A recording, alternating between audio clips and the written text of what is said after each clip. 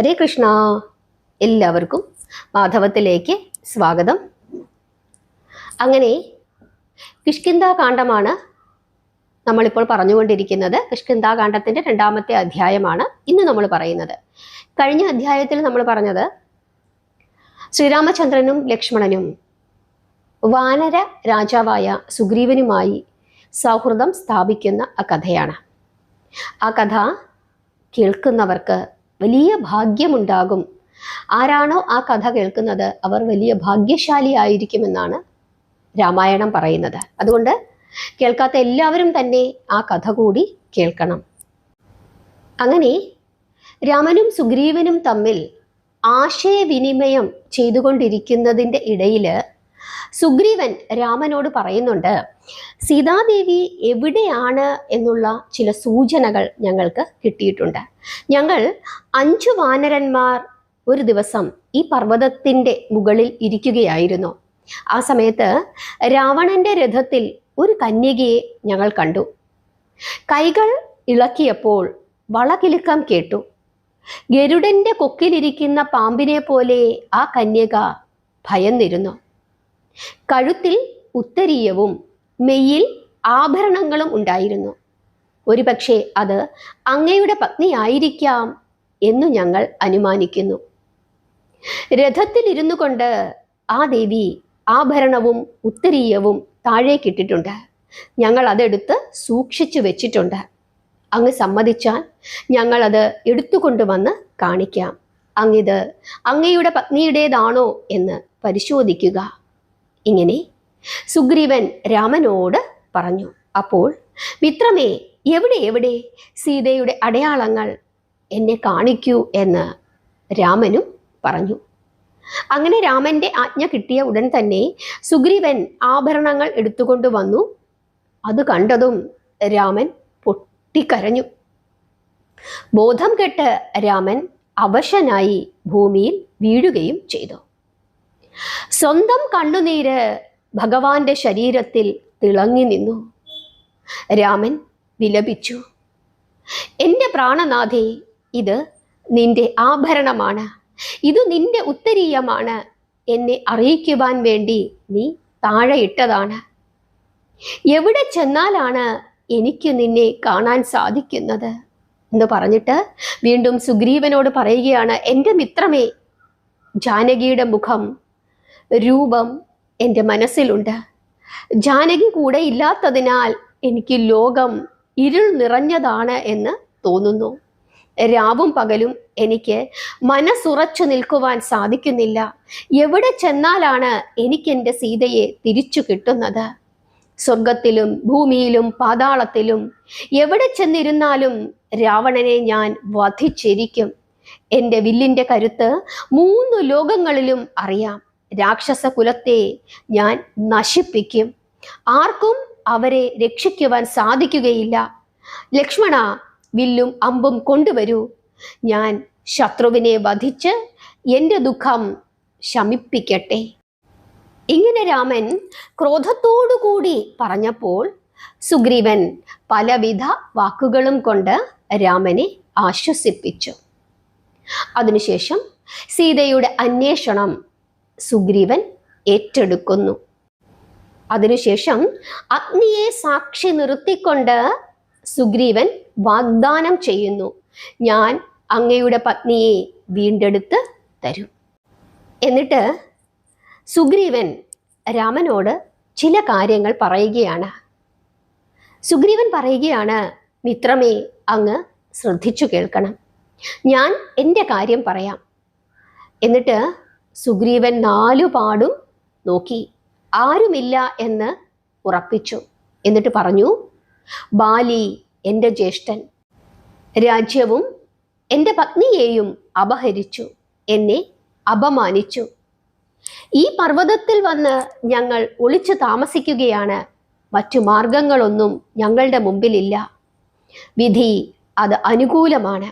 അതുകൊണ്ടാണ് ഇന്ന് ഞങ്ങൾക്ക് നിങ്ങളെ കാണാൻ സാധിച്ചത്. അപ്പോൾ രാമൻ സുഗ്രീവനെ ആശ്വസിപ്പിച്ചു. ബാലിയെ വധിച്ചിട്ട് ഞാൻ നിങ്ങളുടെ ഭയം മാറ്റാം.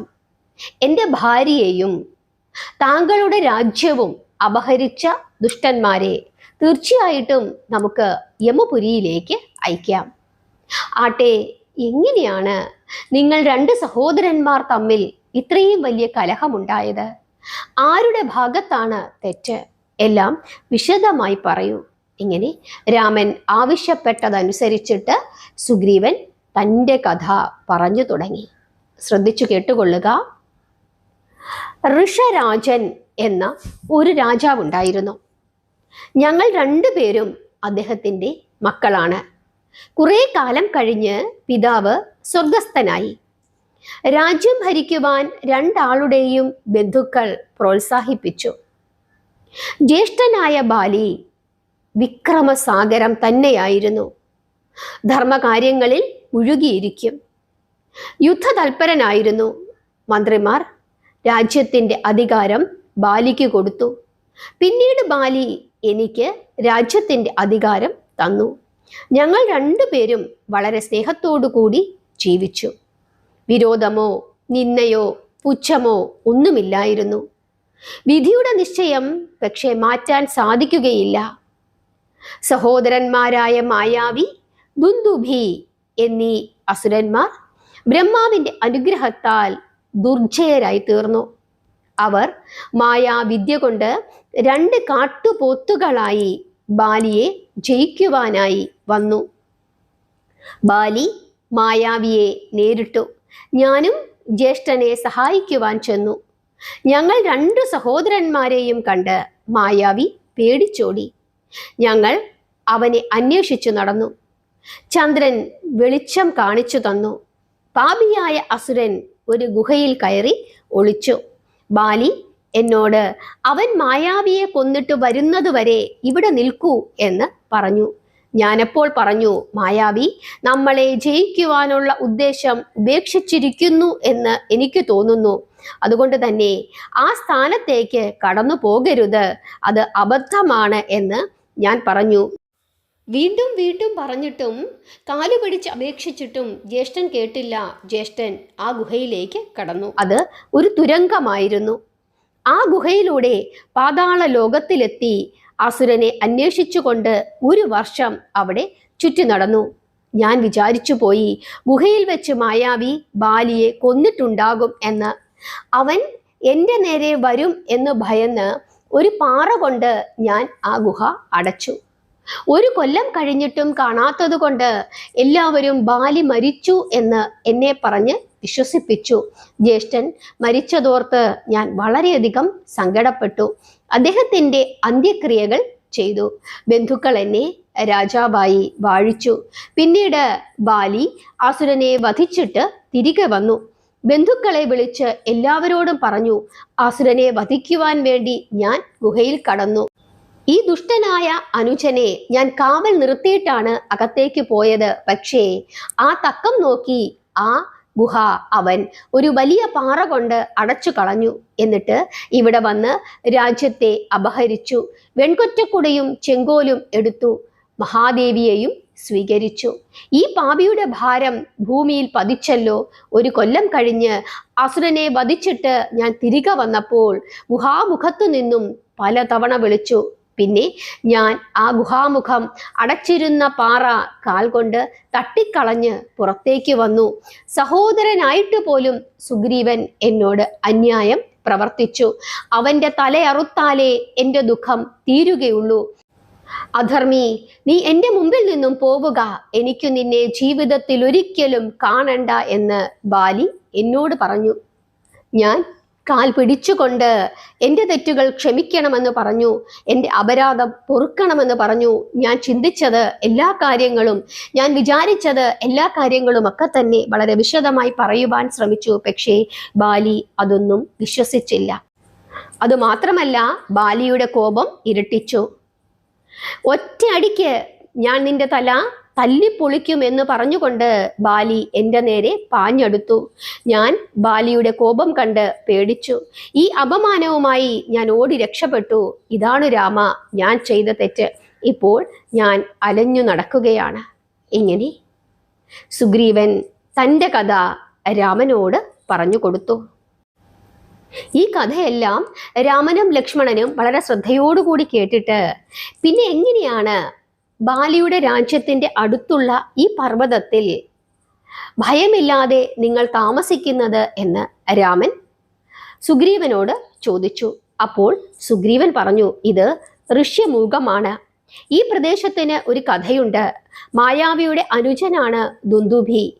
മഹിഷരൂപിയായ അവൻ ജ്യേഷ്ഠൻ മായാവിയുടെ മരണം കേട്ട് കോപിച്ച് ബാലിയോട് യുദ്ധം ചെയ്യാനായി ചെന്നു. വിക്രമിയായ അവന് ആരെയും പേടിയില്ല. അവൻ സമുദ്രത്തെ ചെന്ന് യുദ്ധത്തിന് വെല്ലുവിളിച്ചു. സമുദ്രം പിന്മാറി. ഹിമാലയത്തെ യുദ്ധത്തിന് വെല്ലുവിളിച്ചു. മഹാദേവന്റെ ശശുരനാണ് ഹിമാലയം. ആ ഹിമവാന്റെ നേരെ അഹങ്കാരത്തോടുകൂടി ചെന്നാൽ അഹങ്കാരം തകരും. ഹിമവാൻ ഞാണൊലി മുഴക്കി ബാണം എയ്തു. പെട്ടെന്ന് ദുന്ദുഭി ഹിമാലയത്തിന്റെ മുകളിലെത്തി കൊമ്പുകൊണ്ട് പർവ്വതത്തെ കുത്തിക്കീറി. ഹിമാലയം ദുന്ദുഭിയോട് പറഞ്ഞു, നീ മഹാബലശാലിയാണെങ്കിൽ കിഷ്കിന്ധയിലേക്ക് ചെല്ലൂ. മഹാപരാക്രമിയായ മഹാബലശാലി ബാലി അവിടെയുണ്ട്. അവന്റെ ബുദ്ധിയും ബലവും തകർക്കണം. ബാലിയുടെ മനോഹരമായ മധുവനത്തിൽ നീ പ്രവേശിക്കുക. മധുവനം രാജഭണ്ഡാരമാണ്. മധു ആസ്വദിച്ചുകൊണ്ട് അവിടെ ജീവിക്കുക. ബാലിക്കത് സഹിക്കുകയില്ല. യുദ്ധത്തിന് വരും. നിന്റെ ജ്യേഷ്ഠൻ മായാവിയെ വധിച്ചത് ആ മഹാബലശാലിയാണ്. ഇങ്ങനെ ഹിമവാൻ പറഞ്ഞപ്പോഴാണ് ബാലിയാണ് തൻ്റെ ജ്യേഷ്ഠനെ വധിച്ചത് എന്ന് ഈ അസുരൻ അറിയുന്നത്. അതുകൊണ്ട് അവന് കോപം വർദ്ധിച്ചു. കോപത്താൽ അവന്റെ കണ്ണുകൾ ചുവന്നു. അവൻ ഗർജിച്ചു. അവൻ പെട്ടെന്ന് തന്നെ ബാലിയുടെ രാജ്യത്തിലേക്ക് ചെന്നു. കൊമ്പുകൊണ്ട് കാനനത്തെ കുത്തിക്കീറി. ഈ കാര്യം ബാലി അറിയുകയും ബാലി യുദ്ധത്തിനായി ഇവന്റെ അടുത്തേക്ക് വരികയും രണ്ടുപേരും തമ്മിൽ ഘോരമായ യുദ്ധം തുടങ്ങുകയും ചെയ്തു. രണ്ട് മഹാവീരന്മാർ ഘോര യുദ്ധമാണ് പിന്നീട് അവിടെ നടന്നത്. ദുന്ദുഭിയെ മരം കൊണ്ടും പാറ കൊണ്ടും ബാലി ആക്രമിച്ചു. നിരന്തരം അടിച്ചിട്ടും അസുരൻ തോറ്റില്ല. അവൻ കൊമ്പും കുലുക്കി ബാലിയുടെ നേരെ പാഞ്ഞു ചെന്നു. ബാലി രണ്ടു കൊമ്പിലും പിടിച്ച് മഹിഷത്തെ ആകാശത്തിലേക്ക് ഉയർത്തി. ഇവിടെ ദുന്ദുഭി മഹിഷരൂപത്തിലാണ് യുദ്ധം ചെയ്യാനായി ചെന്നത്. അതുകൊണ്ടാണ് ഇങ്ങനെ പറഞ്ഞിരിക്കുന്നത്. അങ്ങനെ ആ മഹിഷത്തെ, ആ അസുരനെ പമ്പരം പോലെ ബാലി വട്ടം കറക്കി. എന്നിട്ട് അവനെ വലിച്ചെറിഞ്ഞു. അവൻ ചെന്ന് വീണത് ഒരു പാറയുടെ പുറത്തായിരുന്നു. ആ പാറയിൽ ഇവന്റെ ശരീരം ചെന്ന് ഇടിച്ച് അവന്റെ തല ചിന്നിച്ചിതറി. അതോടുകൂടി ആ പ്രദേശം മുഴുവനും രക്തത്താൽ നനഞ്ഞു. ആ പ്രദേശം മാതംഗമുനിയുടെ ആശ്രമ പ്രദേശമായിരുന്നു. ആശ്രമം മുഴുവനും രക്തം കൊണ്ട് നനഞ്ഞു. മുനി വിചാരിച്ചു, ആരാണിത് ചെയ്തത്? എൻ്റെ ശരീരത്തിൽ എങ്ങനെയാണ് രക്തം തെറിച്ചത്? ഇങ്ങനെ വിചാരിച്ചുകൊണ്ട് മുനി രക്തമെല്ലാം കഴുകിക്കളഞ്ഞ് നാരായണനെ പ്രാർത്ഥിച്ചു. അങ്ങനെ ശുദ്ധമായി, ശരീരം ശുദ്ധമാക്കി. അതിനുശേഷം മഹാക്രോധത്തോടുകൂടി മാതംഗമുനി കയ്യിൽ ജലമെടുത്തുകൊണ്ട് ശാപമന്ത്രം ചൊല്ലി തളിച്ചു. ഈ ദുഷ്ടകർമ്മം ചെയ്തവൻ ഈ പർവ്വതത്തിൽ വന്നാൽ അവന് മരണം നിശ്ചയം. ഈ ശാപവാക്യം ബാലി ദൂരെ നിന്നുകൊണ്ട് തന്നെ കേട്ടു. മാതംഗമുനിയെ ബാലി നമസ്കരിച്ചു. പരിഹാരം എന്ത് എന്ന് ചോദിച്ചു. സങ്കടസാഗരത്തിൽ നിന്നും രക്ഷപ്പെടുത്തേണമേ എന്ന് ബാലി അപേക്ഷിച്ചു. മുനി പറഞ്ഞു, എൻ്റെ ശാപത്തിന് മാറ്റമില്ല. നീ ഇനി ഈ പർവ്വതത്തിൽ കയറരുത്. ആ ശാപത്താൽ ബാലി ഋഷ്യമൂകത്തിൽ പ്രവേശിക്കുകയില്ല. ഋഷ്യമൂകത്തിൽ വന്നാൽ ബാലി മരിക്കും. അത് നിശ്ചയമാണ്. ആ ധൈര്യത്തിലാണ് ഞാനിവിടെ ഇരിക്കുന്നത് എന്ന് സുഗ്രീവൻ രാമനോട് പറഞ്ഞു. എല്ലാം കേട്ടിട്ട് രാമൻ പറയുകയാണ്, മിത്രമേ, എല്ലാ വിവരവും നീ പറഞ്ഞല്ലോ. ബാലിയെ കൊന്ന് ഞാൻ നിനക്ക് രാജ്യം വീണ്ടെടുത്തു തരാം. അപ്പോൾ സുഗ്രീവൻ ബാലിയുടെ ബലത്തെ പറ്റി വളരെ വിശദമായിട്ട് തന്നെ രാമന് പറഞ്ഞു കൊടുത്തു. അപ്പോൾ രാമൻ അഗ്നിസാക്ഷിയായി ബാലിയെ വധിച്ച് നിനക്ക് രാജ്യം നേടിത്തരും എന്ന് സത്യം ചെയ്യുകയും ചെയ്തു. ഹരേ കൃഷ്ണ. ബാലിയുടെയും സുഗ്രീവന്റെയും ഒക്കെ കഥ നിങ്ങൾക്ക് മനസ്സിലായോ? നിങ്ങൾക്ക് മനസ്സിലായി എന്ന് വിശ്വസിക്കുന്നു. നാമം ജപിക്കുക, പ്രാർത്ഥിക്കുക, ബാലിവധത്തിന് വേണ്ടി കാത്തിരിക്കുക. വളരെ മനോഹരമായ ഒരുപാട് അർത്ഥങ്ങളുള്ള ഒരു ഭാഗമാണ് ഇനി വരാനായിട്ട് പോകുന്നത്. നിങ്ങൾക്ക് ഈ കഥകളൊക്കെ ഇഷ്ടമാണെങ്കിൽ നിങ്ങൾ തീർച്ചയായിട്ടും അഭിപ്രായങ്ങൾ പറയുകയും ലൈക്ക് ചെയ്യുകയും ചെയ്യുക. നാമം ജപിക്കുക, പ്രാർത്ഥിക്കുക. ഹരേ കൃഷ്ണ.